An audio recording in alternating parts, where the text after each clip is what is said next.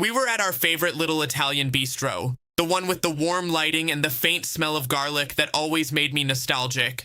I had thought tonight would be simple, just the two of us, a quiet dinner, a chance to reconnect after a hectic week. But I should have known better. She arrived late as usual, in a dress that looked effortless and expensive, hair perfect, makeup flawless.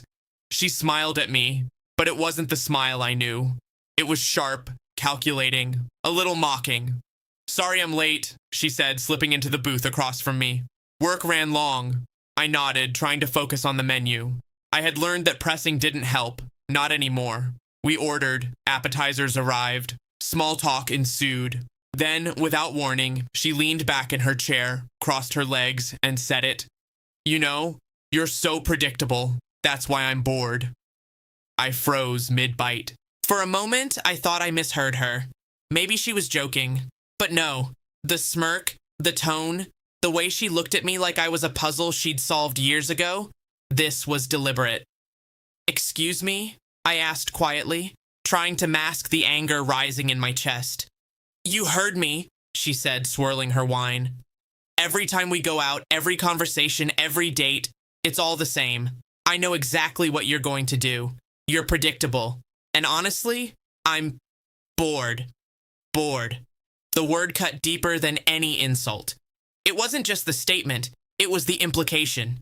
She had already moved her mind elsewhere. Someone else, someone exciting, someone who could break the pattern I had unknowingly fallen into. I swallowed. I didn't shout. I didn't storm out. I waited, calm, observant, because I had learned something about betrayal over the months. Rushing in only gives them more power. She thought she had me. She thought her words would wound me into apology, into begging, into weakness. Instead, I smiled. Not bitterly, not angrily, just quietly. "I see," I said slowly, letting the words linger. "You're bored. That's why you're talking about someone else."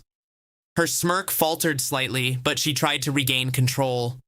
"What are you talking about? I reached into my bag and pulled out my phone. Not in anger, not in a tantrum, but with precision. The texts, the emails, the photos she thought I didn't notice. Evidence of late-night meetings, secret conversations, subtle flirting, all carefully documented over the past 3 months. Her eyes widened. The color drained. You've been keeping track?" she whispered. I nodded.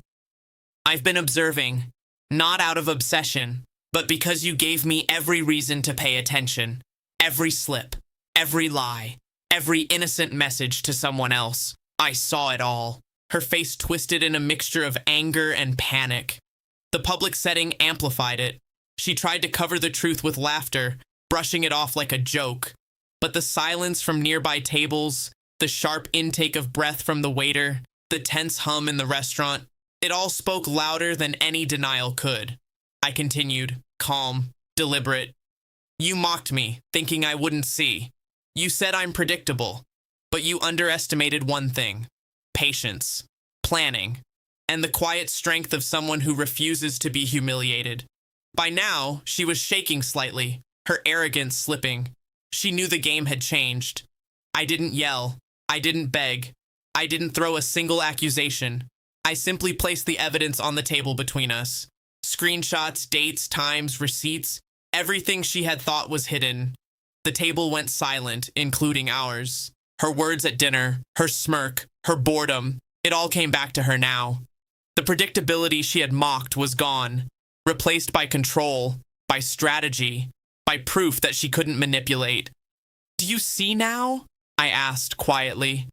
"Predictable isn't weakness. Predictable is consistency. And consistency has a way of exposing betrayal." Her lips trembled. She had no retort, no escape. Only the weight of the truth she had so carelessly ignored, displayed in cold clarity. The rest of the dinner was quiet, not tense, not angry, just heavy, full of realization. By the time we left the restaurant, I knew something had shifted irreversibly. She would never underestimate me again. And I had discovered something important about betrayal. Sometimes revenge doesn't require shouting, confrontation, or dramatic gestures. Sometimes the most devastating response is calm, collected, and methodical. She had mocked me at dinner, thinking boredom was her weapon. But in the end, it was patience, evidence, and silence that proved far deadlier. I walked out of the restaurant that night, leaving her staring at the empty seat where control had once sat comfortably, now shattered. And I realized the quietest revenge is often the most powerful.